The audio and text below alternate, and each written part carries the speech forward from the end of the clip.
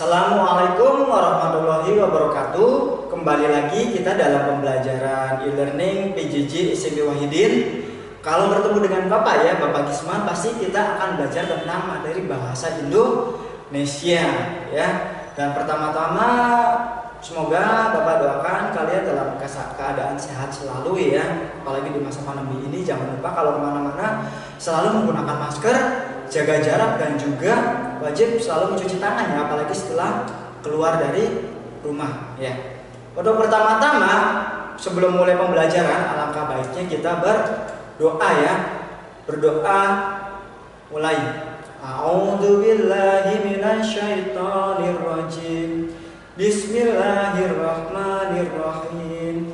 Rabbi zidni ilman warzuqni fahman waj'alni minasyolihin.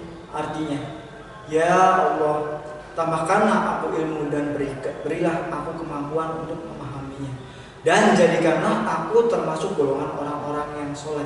Amin. Oke, berdoa selesai. Ya, pertama-tama jangan lupa ya, kalian siapkan dulu nih alat-alat tulisnya, karena barangkali ada hal-hal yang penting yang perlu kalian catat tentang materi pertemuan kita kali ini ya. Jadi siapkan dulu misalkan pulpennya ataupun buku ya, dan juga LKS juga disiapkan. Barangkali misalkan ada soal latihan, nanti kalian perlu buka-buka ya agar nilainya maksimal. Oke.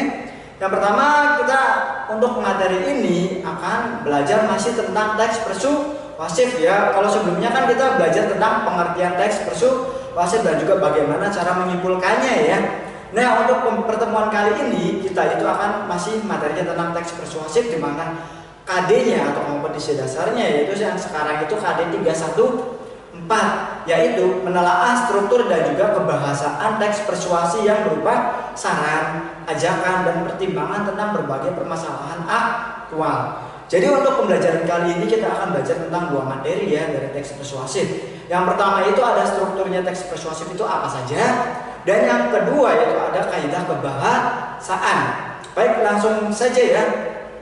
Nah, Bapak akan jelaskan dulu selanjutnya itu tujuan pembelajaran kali ini itu apa sih? Nah, pasti kalian juga kalau belajar ada tujuannya ya, dan Bapak harap tujuan pembelajaran kita kali ini yaitu yang pertama, kalian itu setelah belajar materi ini itu akan mampu menganalisis struktur dan juga unsur kebahasaan dari teks persuasi. Yang kedua, kalian itu akan mampu menjelaskan cara menyajikan teks persuasi ini. Dan yang ketiga itu kalian akan mampu menjelaskan cara penyiapan bujukan atau ajakannya itu bagaimana. Dan juga kalian diharapkan mampu menganalisis struktur kaidah teks persuasan. Yang terakhir, kalian itu akan mampu menelaah struktur dan teks kebahasaan teks persuasi. Baik, untuk materi yang pertama itu Bapak akan menjelaskan tentang struktur teks persuasi. Strukturnya sendiri itu ada beberapa ya. Yang pertama itu ada pengenalan isu nih, yang struktur. Yang kedua ada rangkaian argumen, dan juga yang ketiga itu ada pernyataan ajakan. Yang keempat itu ada penegasan kembali. Jadi ada 4 ya strukturnya. Akan Bapak jelaskan satu persatu ya agar kalian lebih paham lagi ya, dan juga materi agar masuk ke kalian. Yang pertama itu Bapak akan menjelaskan strukturnya yaitu pengenalan isu ya. Struktur yang pertama itu pengenalan isu. Apa sih Pak pengenalan isu itu? Tahu kan kalau isu seperti apa ya? Berarti kalau isu pasti ada sesuatu yang dibicarakan atau sesuatu yang sedang terjadi ya kalau isu ya. Berarti di sini maknanya itu kalau isu itu biasanya berupa pengantar atau awalan pada teks, atau misalkan kalau orang ngobrol mah biasanya ada basa-basinya dulu nih, pengen ngobrol tentang apa nih? Pasti ada basa-basinya dulu, nggak langsung dulu poin ya, biar lebih enak obrolannya. Jadi pengenalan isu itu biasanya pengantar dulu nih, atau awalan pada teks yang mengenalkan isu atau permasalahan yang akan dibahas itu apa. Jadi yang akan dibahas itu masalah apa persuasinya ya. Yang kedua itu ada bagian rangkaian argumen. Rangkaian argumen itu berupa pendapat-pendapat dari penulis ya mengenai isu yang sedang terjadi atau akan dikemukakan. Jadi pendapatnya itu apa sih? Kita berpendapat tentang kejadian ini itu apa? Jadi ajakannya nanti apa ya? Misalkan ada kejadian bencana alam banjir yang sering terjadi di kota Cirebon. Nah, itu pendapat penulis itu apa nih? Apa yang sering menjadikan kota Cirebon itu sering banjir itu apa saja, dan juga ajakannya nanti bagaimana untuk menyelesaikan masalah itu. Yang kedua yaitu pernyataan ajakan. Nah, setelah pendapatnya diungkapkan penyebabnya seperti ini ya, misalkan banjir ya, baru kita mengajak bagaimana sih cara mencegah banjir itu, atau kehidupannya itu harus gimana, ataukah tidak membuang sampah sembarangan atau yang lainnya ya agar tidak terjadi banjir. Nah, itu ajakannya apa saja? Biasanya kan kalau dalam ajakan itu ciri utamanya itu ada kata ayo, marilah, ya, dan yang lain sebagainya atau kata-kata yang mengajak, ya. Nah, itu. Yang terakhir itu ada penegasan kembali, tentunya setelah isu diungkapkan ada pendapat-pendapat dan juga ada tadi, ya, sebelumnya itu ada pernyataan ajakan lalu ditegaskan kembali atau penegasan kembali itu bertujuan untuk memperkuat pernyataan dan argumen sebelumnya, atau bisa kata lainnya itu bisa disebut penutup atau bagian simpulan atau kesimpulannya. Jadi misalkan kayak ngobrol nih sama teman kalian, ngobrol tentang ini, jadi kesimpulannya apa nih dari obrolan yang panjang itu? Nah, sama saja dengan teks persuasi, ya. Dari teks yang panjang itu bagian terakhir itu berupa simpulan. Simpulannya itu apa? Seperti itu, ya.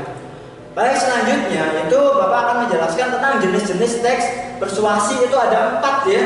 Yang pertama itu ada persuasi propaganda. Nah, propaganda, sering dengarkan kata propaganda, ya. Kalau persuasi propaganda itu maknanya berusaha menggiring pembaca atau pendengar terhadap opini tertentu, ya, misalkan ajakan-ajakan untuk berbuat kebaikan atau apapun, ya, diajak seperti itu.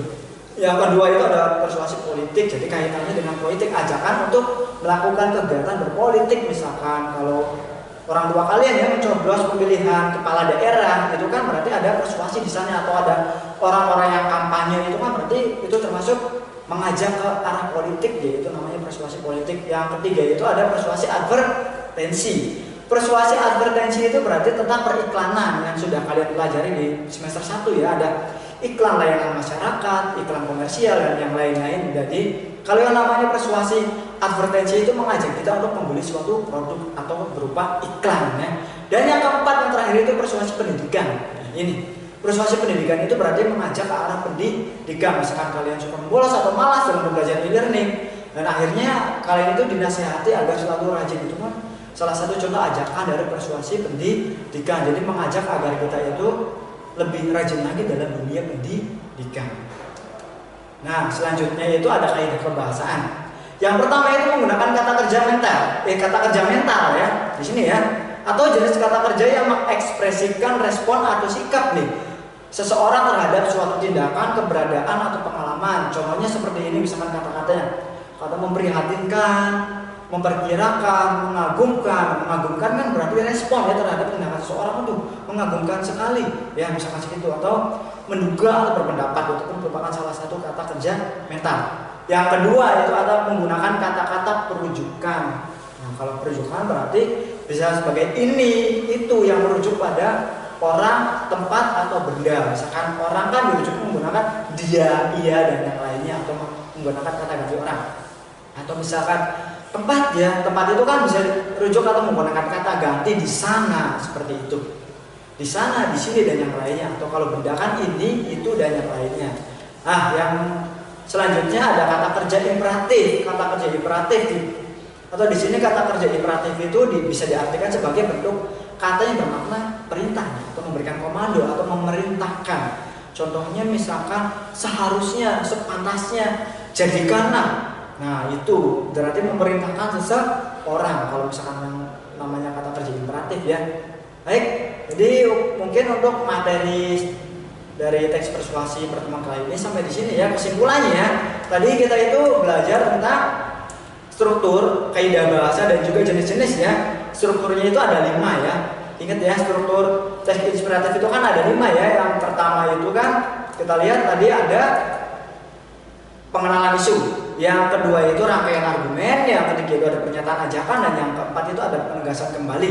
Sedangkan jenis teks persuasi itu ada 4. Yang pertama propaganda, yang kedua itu ada persuasi advertensi, yang ketiga ada persuasi politik, dan yang terakhir keempat ada persuasi pendidikan. Sedangkan kaidah bahasanya itu yang pertama ada kata kerja mental, yang kedua itu ada kata-kata perujukan, dan yang terakhir itu menggunakan kata kerja imperatif atau kata kerja perintah, ya, kalimat yang memerintahkan.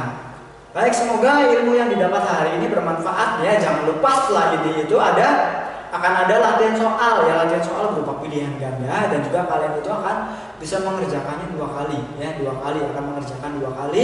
Dimana kalau kesempatan pertama nilai kalian itu masih di bawah KKM ya, kalian bisa mengulang di kesempatan kedua nih. Bapak kurang baik apa ya? Nah itu bisa mengulang kembali dengan soal yang sama. Jadi pasti ingat ya, kalau ini salah, wah berarti jawabannya bukan yang ini. Nah di kesempatan kedua kalian bisa memanfaatkan dan baik agar nilainya itu naik, dan juga bahkan kalau misalkan nilainya tadinya 80 bisa jadi kurang puas nih, saya pengen dapat nilai 100, bisa dicoba lagi ya. Jadi berapapun nilai di yang kesempatan pertama, kalian itu bisa mencoba di kesempatan kedua, dan yang nilainya akan diambil itu nilai yang paling besarnya. Oleh Bapak akan diambil nilai yang paling besarnya ya. Oke, mungkin untuk pertemuan kali ini Bapak cukupkan sampai di sini. Kurang lebihnya Bapak mohon maaf. Sampai berjumpa lagi di pertemuan selanjutnya dan pembelajaran bahasa Indonesia ya. Wabillahi taufiq wal hidayah. Wassalamualaikum warahmatullahi wabarakatuh.